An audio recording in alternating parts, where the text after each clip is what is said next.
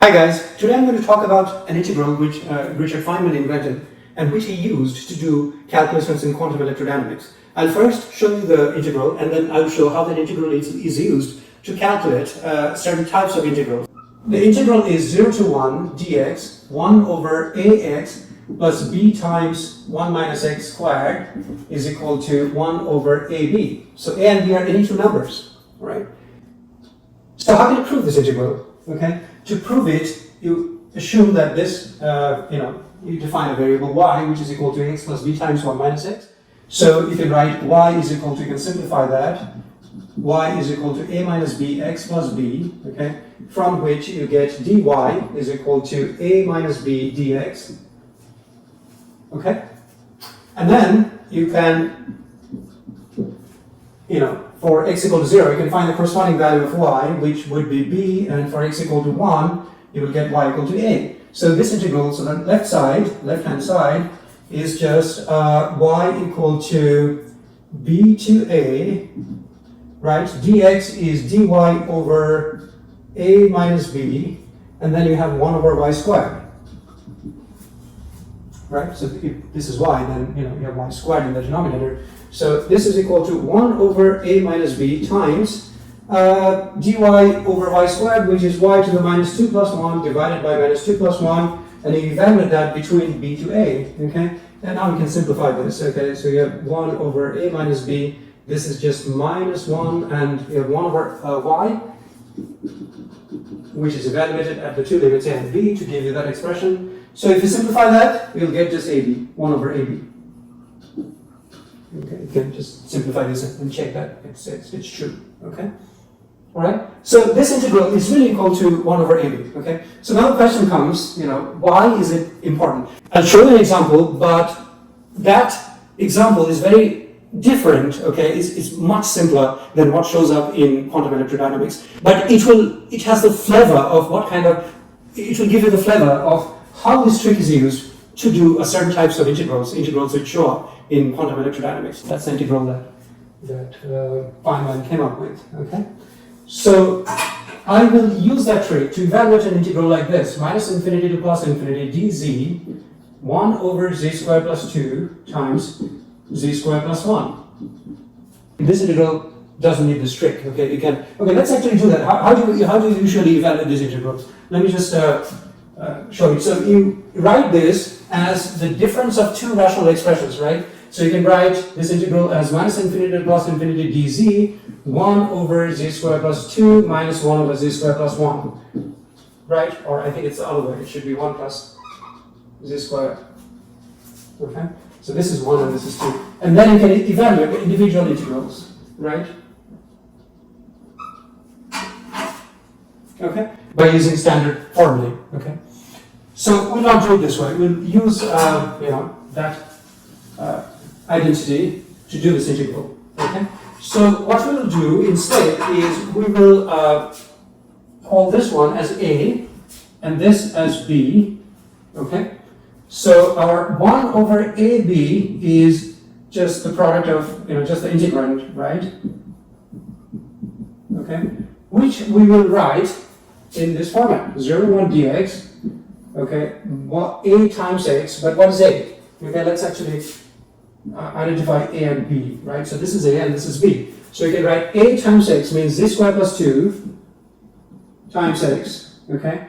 And then plus b, which is z squared plus 1 times 1 minus x, okay? And the whole thing needs to be squared, okay? So is that clear? So you see, z squared plus 2 is a and z squared plus 1 is b, okay? So all I did is I replaced a in the formula by z squared plus 2 and b by z squared plus 1, okay? Now, something very interesting happens. If you simplify this, you will see that there is no x term in z. So let's actually simplify this expression, 1 over dx, and you have z squared times x, and you have z squared times 1 minus x, so you have z squared, right? And then you have 2x, and then plus 1 minus x, which is, let me write this down, 2x plus 1 minus x, okay? And the whole thing is squared, okay? So this is what? This is x plus 1. All right? And we know how to evaluate this integral, okay? So let me just write this integral here. So we are trying to evaluate this. This is the main integral.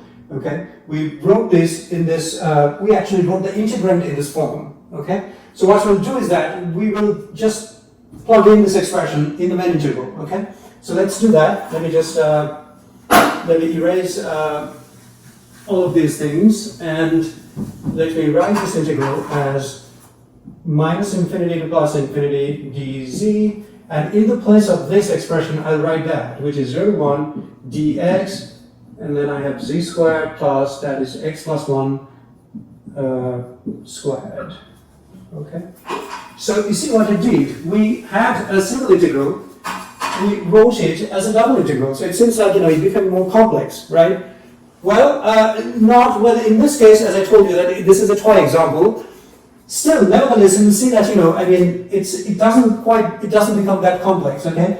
But in case of quantum electrodynamics, this sort of, increasing the number of integrals actually simplifies the problem, okay? Because you're dealing in 4 dimensions, variables in 4 dimensions and so on, and being able to kind of write it in this compact form, okay? Like writing a product of two quadratic expressions as only a quadratic expression, to the power 2, turns out to be immensely helpful. Okay, you can sort of see that in this, even in this example. Okay, so let's do two things. Okay, one is let's swap the order of the integral. So you write 0 to 1 dx, and then you write minus infinity to plus infinity dz, and then z squared plus x plus 1 squared. Okay. And then what we'll do is that we'll evaluate, we can evaluate this integral, okay? We couldn't have evaluated this directly, but, this has a very standard way to evaluate, standard method to evaluate, right? So how would you find minus infinity to plus infinity dz, 1 over z squared plus x plus 1 squared? How do you find this, find the value of this integral? So you can write z equal to square root of x plus 1, so if this is a squared, right? So you can write z as, if you define a squared equal to x plus 1, then you can write z, so let's write this down, a squared is x plus 1, implying a is square root of x plus 1, okay? So I'll just substitute z equal to a tan theta, alright, in this integral, so let's do that, and then dz is what? A secant square theta d theta, right? And then what about the denominator? You have z squared plus a squared square, okay? So z squared is a squared times square theta, right? And you are adding a square. So you have a squared secant square theta, okay? 1 plus tan square is secant square. You can actually follow through the, through the algebra, right? So you have a squared secant square theta squared, which you can write as a to the 4 secant to the 4 theta, right? So this integral is what? It is equal to minus infinity. Okay, by the way, it is minus infinity plus infinity, which is 2 times 0 infinity, right? Because this is an even function of z. So let's do that. So I write 2, okay? And when z is 0, right? So this is 2 times 0 infinity. When z is 0, your theta is 0, okay? And when z is infinity, then your theta is pi over 2. So you have 0 to pi over 2. dz is just that. A secant square theta d theta, you divide that by a to the power 4 secant to the power 4 theta, okay? So this is like secant square, this is 1 over secant square, which is cosine squared.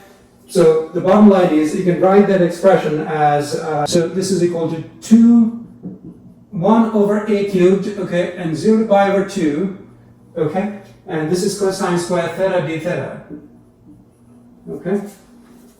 And that is equal to, if you just do the calculation, this is a very standard integral, 0 to pi over 2 cosine squared theta. I think you'll find, okay, let's actually just do it here. Okay. So I'm trying to do 0 to pi over 2, and multiply these two to cosine squared theta. So this is my integrand, okay? So I'll write this as 0 to pi over 2 cosine squared theta is 1 plus cosine 2 theta d theta. And, the first term is going to give you just pi over 2, okay? And the second term will be 0 because you'll have sine, integral of cosine 2 theta d theta is sine 2 theta over 2. And, the two limits, it will vanish, okay? So you can check that you have pi over 2 for this integral. So this thing is what? It's actually 1 over a cubed times pi over 2. Okay? That's the result, okay, for this integral. Okay? So what I'll do is that, so it's just this part, right? Oh, we evaluated this part to be that, okay? So what I'm going to do is, I'm going to write this as 0 to 1 dx, okay? And I'm going to replace this part by pi over 2a cubed, and what is a? A is square root of x plus 1. So you have to cube that, okay? So it would be x plus 1 to the power 3 over 2. Now, what is that equal to? Okay, you have to still do this x integral. Remember, we introduced an x integral, so we have to do it, okay? We can't just, leave it like that. So let's do the x integral, which is actually very simple, okay? You can see that this is, you can set this to a new variable like u equal to x plus 1, and you will get pi over 2 times x plus 1 to the power minus 3 over 2 plus 1 divided by minus 3 over 2 plus 1, evaluated between 0 and 1. Okay? All right. Now all we have to do is to just evaluate this expression, okay? Which I'm going to do here, and I'll just erase this part, all right? So let's do that.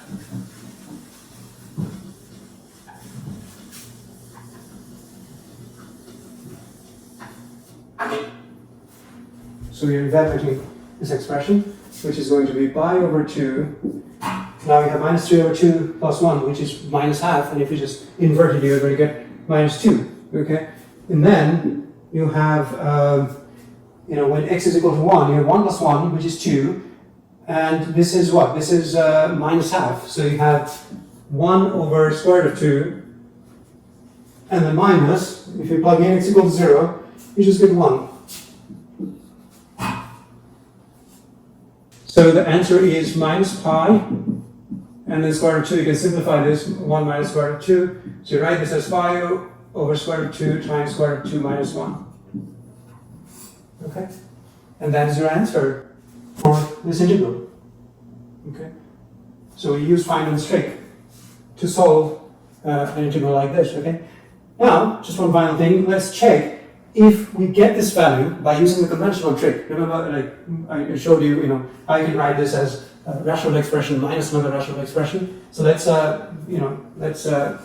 follow it through. I'll just evaluate this expression in the conventional or the standard method, okay?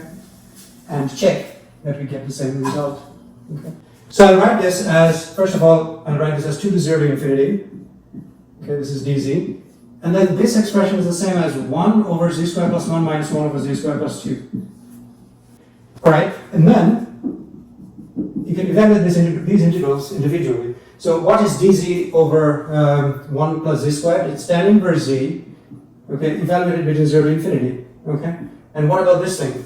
Now, you can think of 2 as square root of 2 squared, okay? And the formula is z, 1 over z squared plus a squared is equal to 1 over a tan inverse z over a. Okay, we're going to use this formula to evaluate this integral, okay? What is a? A is square root of 2, right? A squared is 2. Okay, so you can write this as 1 over a, which is square root of 2, tan inverse z over square root of 2, okay? And this is also evaluated between 0 to infinity, okay?